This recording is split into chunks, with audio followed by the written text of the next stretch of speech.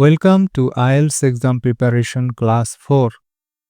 এই পর্বে আমরা শিখব কিভাবে শর্ট অ্যান্সার কোয়েশ্চেন্স সলভ করতে হয়। শর্ট অ্যান্সার কোয়েশ্চেন্সে স্ক্রিনের বাম পাশে একটি প্যাসেজ দেওয়া থাকবে এবং স্ক্রিনের ডান পাশে থাকবে কিছু প্রশ্ন পড়ে প্যাসেজ থেকে অ্যান্সার বের করে এখানে প্রশ্নের উত্তর দিতে হবে। শর্ট অ্যান্সার কোয়েশ্চেন্স সলভ করতে হলে প্রথমে যে কাজটি করতে হবে তা হচ্ছে প্রশ্নের ইনস্ট্রাকশনসগুলো আগে পড়া। এখানে 6টি প্রশ্ন রয়েছে। প্রথমেই বলা আছে অ্যান্সার দি কোয়েশ্চেন্স বিলো, নিচের প্রশ্নগুলোর উত্তর দিন। চুজ নো মোর দ্যান 2 ওয়ার্ডস, দুইটি শব্দের বেশি ব্যবহার করা যাবে না। অ্যান্ড অর, এবং অথবা এ নাম্বার, একটি number. From the passage for each answer, প্যাসেজেই অ্যান্সার থাকবে, প্যাসেজ থেকে অ্যান্সার খুঁজে বের করে এখানে বসাতে হবে। দুইটি শব্দের বেশি বসানো যাবে না, সাথে একটি নাম্বার থাকতে পারবে। প্রথমে আমাদের যে কাজটি করতে হবে তা হচ্ছে প্রশ্ন পড়তে হবে এবং কিওয়ার্ড দাগাতে হবে। প্রথম প্রশ্নে বলা আছে in 1947 Cadillac cars copied the fins on what type of transport. এখানে একটি সুন্দর কিওয়ার্ড হচ্ছে 1947 এবং আরেকটি কিওয়ার্ড হচ্ছে ক্যাডিলাক কার্স। প্যাসেজ থেকে এই দুইটি কিওয়ার্ড খুঁজে বের করতে হবে। যেমন প্যাসেজে আমরা খুঁজে পেয়েছি 1947 এবং একটু নিচের দিকে গেলে খুঁজে পাওয়া যায় জেনারেল মোটরস ক্যাডিলাক। তাহলে আমাদের প্রশ্নটি ছিল ইন 1947 সালে Cadillac cars copied the fins on what type of transport. এখানে ফিন্স একটি কিওয়ার্ড হতে পারে। প্যারাগ্রাফের নিচের দিকেই রয়েছে ফিন্স। তাহলে এই পুরো প্যারাগ্রাফটির ভিতরে অ্যান্সার আছে, আমাদেরকে এই অ্যান্সারটি খুঁজে বের করতে হবে। অ্যান্সারটি অবশ্যই দুইটি শব্দের বেশি হতে পারবে না, সাথে একটি নাম্বার থাকতে পারবে। তাহলে আমাদের প্রশ্নটি ছিল ক্যাডিলাক কার্স 1947 সালে কোন ট্রান্সপোর্টের ফিন্সটা কপি করেছিল। এখানে পড়লে আমরা পেয়ে যাব, এই লাইনে বলা আছে the first General Motors Cadillac was released the following year sporting a pair of relatively modest fins. অর্থাৎ সর্বপ্রথম জেনারেল মোটরস ক্যাডিলাকে ফিন্স ব্যবহার করেছিল ফলোয়িং ইয়ার, অর্থাৎ 1947 সালের পরের বছর। এখন আমাদের প্রশ্ন হচ্ছে হোয়াট টাইপ অফ ট্রান্সপোর্ট, অন্য কোন পরিবহনের ডিজাইন তারা কপি করেছিল। সেটি হচ্ছে the twin tail fins he had seen on the Lightning fighter planes, অর্থাৎ লাইটনিং ফাইটার প্লেনসের ফিন্সটা কপি করেছিল। তাহলে এই প্রশ্নটি 1 নম্বর প্রশ্নটির অ্যান্সার হবে লাইটনিং ফাইটার প্লেনস। কিন্তু এখানে বলা আছে নো মোর দ্যান 2 ওয়ার্ডস, অর্থাৎ দুইটি শব্দের বেশি ব্যবহার করা যাবে না। তাহলে আমাদের অ্যান্সারটি হবে ফাইটার প্লেনস। 2 নম্বর প্রশ্নে বলা আছে what did car companies take part in during the 1950s। এখানে কিওয়ার্ড হচ্ছে 1950s। প্রশ্নে বলা আছে কার কোম্পানিগুলো 1950 সালে কি করেছিল। আমরা প্যারাগ্রাফ থেকে 1950s খুঁজে বের করব, যেটি আমাদের প্রশ্নের কিওয়ার্ড।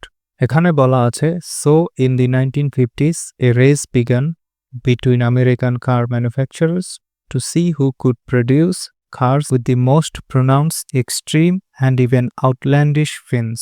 তাহলে আমাদের প্রশ্নটির উত্তর এই প্যাসেজটিতে রয়েছে এই সেন্টেন্সে।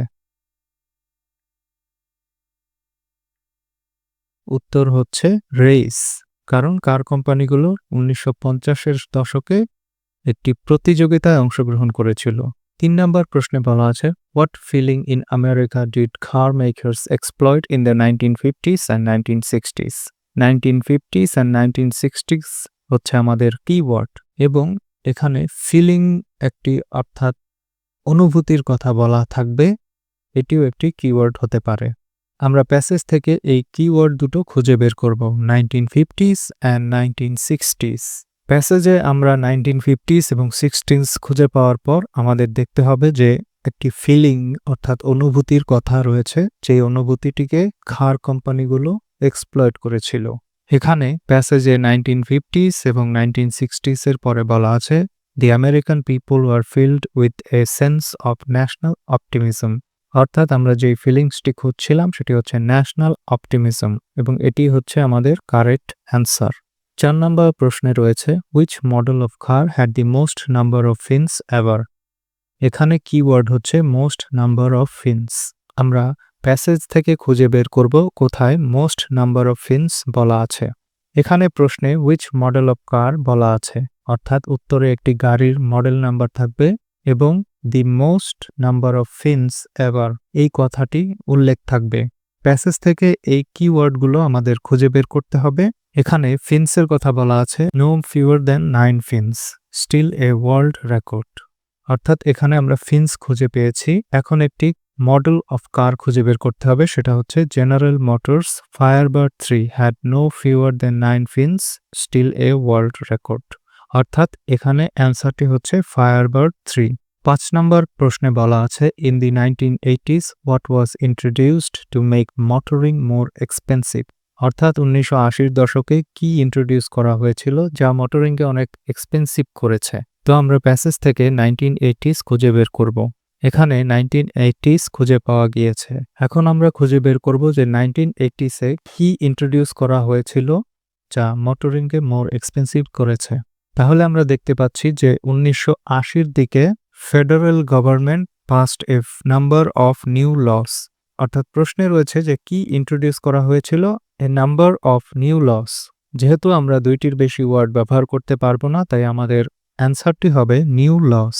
6 নম্বর প্রশ্নে বলা আছে, according to Chinese research in 1998 what creature once had fins.